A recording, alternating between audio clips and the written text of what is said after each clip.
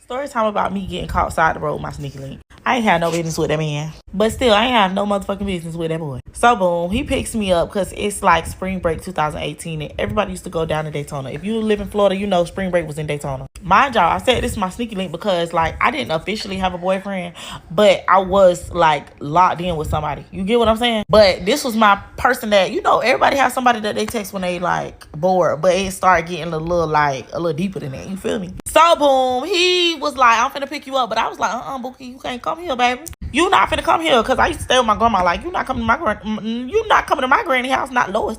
So I'm like, okay, I'm gonna have him come to my cousin's house or whatever. So I literally left my car at my grandma's house and I go to my cousin's house. Mind you, I used to stay in the country. Everybody live like kind of close to each other type shit. I walked. Bitch, do you see me? I walked.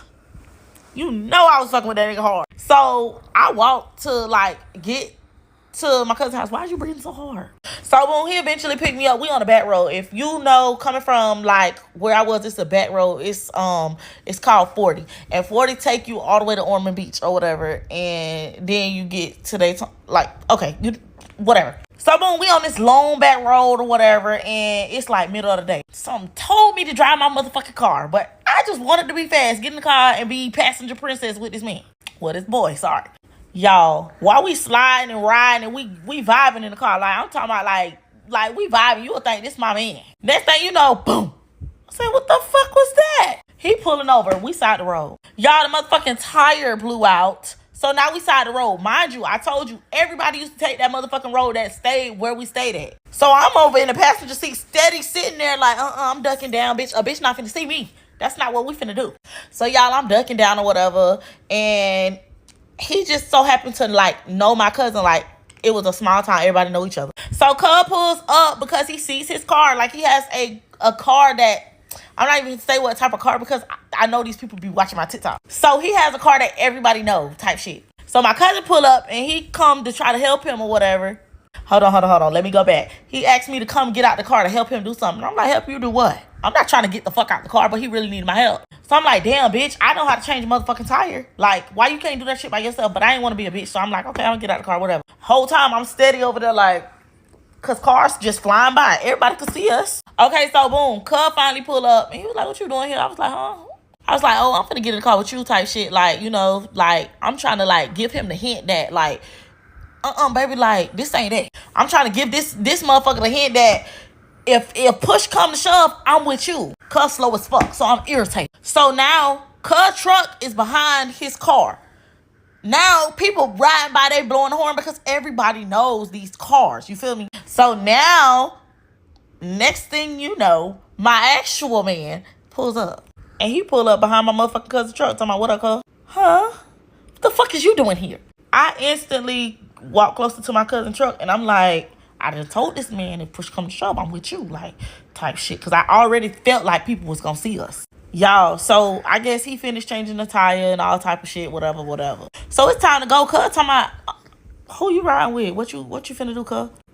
Bitch, I just told you I'm riding. I came with you. This motherfucker gonna say, well, I don't know if it's enough room for you to get in the back because all the stuff back there. If I said for you to say that I'm with you, why the fuck would you say that in front of him? So now I'm looking dumb because I'm just like, oh my fucking God. So the man that I actually talked to, he asking questions. He like, oh, what you doing here? Who you with? Da da da.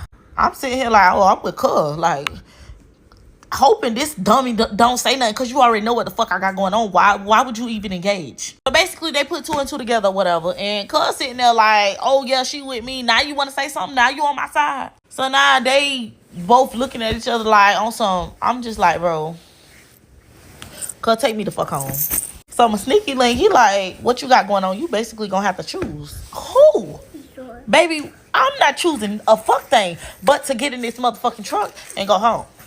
Baby, I don't go with neither one of y'all, okay? Y'all do it all the fucking time. Why is it a problem? Like, because I'm a girl? I was dating. Like, what are you talking about? Like, so now I'm extra mad at my motherfucking cousin, y'all. And I'm just like, bro, you the dumbest person I ever met in my life. Like, why the fuck would you not go with the punch? Why would you not engage? Like, you ain't even have to fucking say nothing. You over here confirming shit. That ain't got nothing to do with you. And he like, oh, my bad, cuz. Fuck you. Take take me home. Now both of my mans mad at me or whatever. One of them cut me off. The other one, I think he cut me off like 2 weeks later because he was like, I can't forgive for that, da da da. And I was just like, man, fuck you. I ain't even do nothing. You act like I was doing something. I wasn't. It was just casually dating. So that's about the time how I got caught upside the road or whatever. You feel me?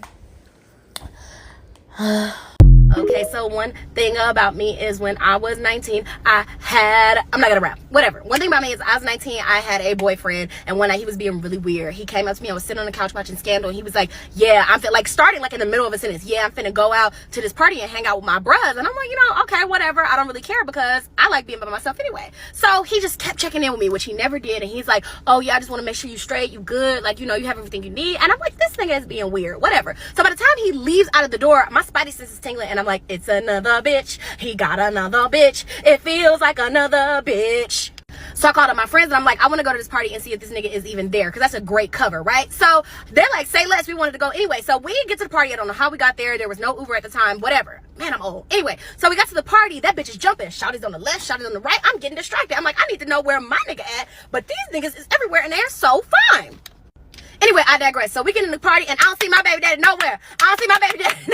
So we get in the party. I'm moving about trying to see if he's anywhere in the building. So I get to the front of the stage. This nigga is slow winding and grinding with a bitch in a red dress. So I said, oh, okay. And it wasn't like, oh, he just getting a dance from her. They obviously know each other, right? So I decided I'm going to stay in the party and peep for the rest of the time that he's there because I want to see how he interacted with this girl. He bring her drinks. He checking on her throughout the party. I said, oh, y'all are locked in. Y'all got a thing going on. So I didn't say nothing else to him. So at the let out, he sees me and he's like, Tally. And I'm like, yeah, Tally. It's me. And he's like, how long you been here? I said, I've been here about an hour and a half or 2 hours. So he's like, oh, okay, well, I'm finna make another move with the bros. I'll see you later. No, you're finna make a move to this motherfucking car and we're gonna leave. So he's like, all right, because obviously like, he realizes like he's in trouble. So we get in the car and I'm like, did you have fun? And he's like, huh? And I said, hell, you can hear, did you have a good time? And he's like, yeah, I had a good time, whatever, trying to like, get me to stop talking about it. So I said, oh, okay, cool. Like, who's the girl in the red dress? And he's like, I don't know what you're talking about.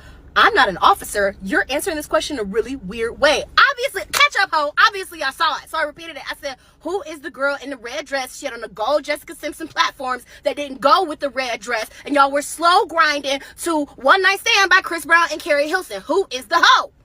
So he was like, I don't know what you're talking about. I don't know no girl in no red dress. So I said, do I look fucking stupid? I said, I'm cute and I'm young, but I'm not stupid. Who is the bitch? So if you ever been to Montgomery, Alabama, you went to ASU, you know there's that weird back road off Ann Street that you can use to get back to campus. There's no lights. It's very windy, very dangerous. So he said, Tally, I'm not wearing my glasses. It's very late at night. There are no lights and I can't really see. I will run this bitch off the road and people will think it was an accident. Then he said, don't ever ask me about that bitch again. And I fucking did it. To this day, the question never left my mouth. I thought he was going to unalive me. I thought he was going to take your bitch up yonder. I thought I was going up yonder. And I didn't leave him immediately after because I was scared. I am so sorry that I was bullshitting on making a part 2. I did not think y'all would want a part 2, but here we are. And also, I'll be working. I'm still at the place in my life where I got to trade my time and talent for money so I don't have to sleep outside or be hungry. And I don't want to do that either, but that's where I'm at. So sometimes part 2 ain't really going to come as quick as you want to, and that's my bad. Whatever. First of all, that nigga is not my baby daddy. Not at all. Never. He's on like his 3rd or 4th family, and I'm not one of them. I was referencing my favorite video where she was like, I don't see my baby daddy nowhere. And then later she was like, I hope you ready to die about that dick because I'm ready to go to war for it. Funniest thing that ever happened on the internet. Number 2, for all y'all telling me how brave y'all are, okay, She-Hulk, that y'all would have told him to do it and flip the car over, all that jazz. I'm so proud that that is the person that you are. But for me, I have lived enough life up until that point to know that when men promise you violence, you should believe them. I had already been through too much, and that was not going to be the end of my story. That would have been a Tyler Perry short film. It wouldn't even been a movie. I was not going out at 19 like that, and I believed that he was going to take me through the express checkout. I didn't need that shit. So basically, I ended up getting my get back in a very, like, it wasn't really funny, but I thought it was funny way. Because when we went home, I hate to be anticlimactic, but we just went to sleep. I told you I was terrified. I didn't say anything else. I'm not afraid of saying that I was scared.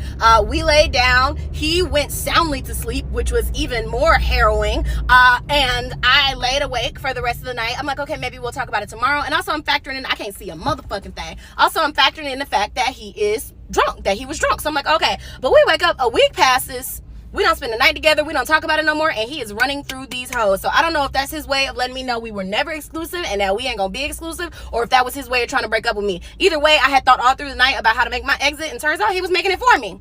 So throughout that week, I was still hanging out around because all his friends dated my friends, and sometimes I was over to his place where his friends lived also, even when he wasn't around. So I had heard the tea, that he was like fucking a bunch of bitches and girls on campus was talking about fucking him. So I'm like, okay, whatever. I'm not mad. I guess we just dissolved or whatever. But one day I was over there and he knew I was over there, and he walked a bitch out of that bedroom, leading me to believe that he had just fucked her. So I said, okay, you don't care about me at all. It's okay that we're not together, but you think I'm pussy. You are disrespectful. You are disrespecting me. So I said, okay, I'm finna get my get back. Long story short, they had like an adjunct friend to the friend group named Brian. The two of them were really close, but he wasn't close with everybody, and Brian was real fine. So I said, oh, okay, I'm finna fuck me some Brian, but I need to do it in a way that he's not like, no, I never do my bro like that. What's wrong with you? So my ex had left for the day. I knew his schedule. I knew when he would be gone. I knew when he was coming back. So I walked by Brian's room and said, Brian, you want some pussy? Brian was like, excuse me, Tally? I said, do you want some pussy? Do you want to put your P in my V? Do you want to make the beast with two backs? And he thought about it for like a second and a half. He was like, yes, I do. So I said, cool, I got you later. And I waited, and I timed it for when I knew my ex would be coming back into the house, and I made sure it was a very loud finish. I made sure it was a dramatic Oscar-worthy performance, and I walked out right when he was walking back to his room, and it was lovely. I don't think they've spoken since. I don't think so. Not that I know of. So yay.